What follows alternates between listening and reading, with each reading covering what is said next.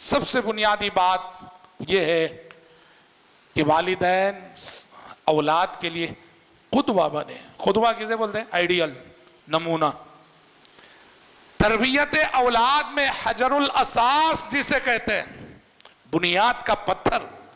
تربیت کے بہت سارے تقاضے ہیں، لیکن اس میں جو حجر الاساس ہے، حجر الزاویہ ہے، بنیاد کا پتھر، وہ یہی والدین جو بنانا چاہتے ہیں وہ خود بن کے دکھائیں. آپ چاہتے ہیں کہ آپ کا بچہ نمازی بنے، آپ نمازی بنو. آپ چاہتے ہیں کہ آپ کا بچہ سچا بنے، آپ سچ بولو. آپ چاہتے ہیں کہ اپنا بچہ دیندار بنے، آپ دیندار بنو. آپ بولیں نہیں میں بے نمازی ہی رہوں گا، میرا بچہ نمازی بن جائے، یہ کبھی نہیں ہونے والا.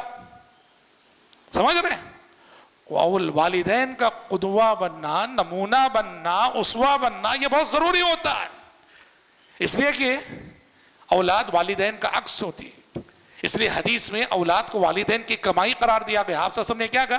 ان ولد الرجل من کسبہ، آدمی کی اولاد اس کی اپنی کمائی ہے.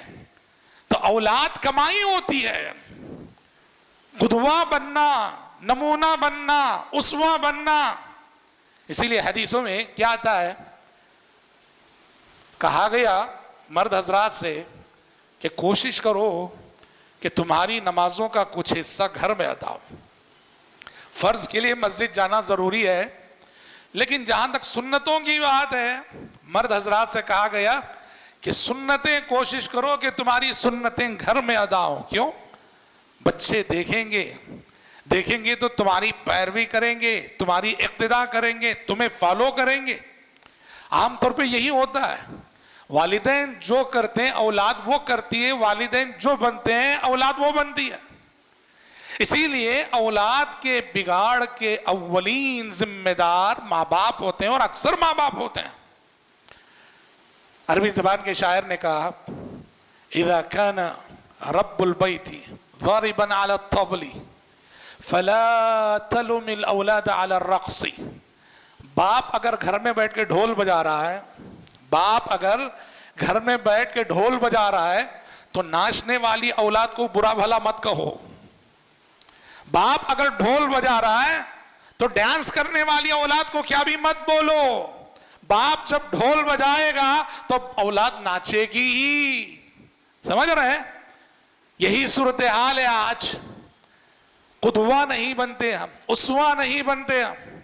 اللہ کے نبی صلی اللہ علیہ وسلم کا معمول کیا تھا؟ سلام کے سلسلے میں چھوٹے لوگ بڑوں کو سلام کرنا ہے. اللہ کے نبی کے بارے میں کیا آتا ہے؟ صلوات اللہ وسلام علیہ. بچوں پر سے آپ کا گزر ہوتا تھا، آپ آگے بڑھ کے بچوں کو سلام کرتے تھے. نبی اتنے عظیم ہوتے ہوئے، کھیلتے ہوئے بچوں کو سلام کر کے آگے بڑھتے تھے. آپ سکھانا مقصود ہے، قدوہ بننا مقصود ہے، نمونہ بننا مقصود ہے. تو بنیادی بات یہ ہے کہ اولاد کے لیے والدین قدوہ بنے، نمونہ بنے، اسوہ بنے. خاص کر کب جانتے ہیں؟ جو بچہ چھوٹا ہوتا ہے نا، پہلے سال سے 7ویں سال تک، 7 سال کی عمر ہے نا، بچہ جب 1 سال سے لے کر 7 سال تک کا ہوتا ہے نا، اس وقت یہ قدوہ بڑا کام کرتا ہے. 7 سال کو سن تمیز بولتے ہیں، وہاں سے وہ سمجھنے لگتا ہے آپ کے آرڈر کو، آپ کے اوامر کو 7 سال سے سمجھنے لگتا ہے. لیکن 7 سال سے پہلے اتنی سمجھ نہیں ہوتی، لیکن اتنا جانتا ہے بچہ کہ امی جو کرتی ہے مجھے کرنا ہے، ابو جو کرتے ہیں مجھے کرنا ہے.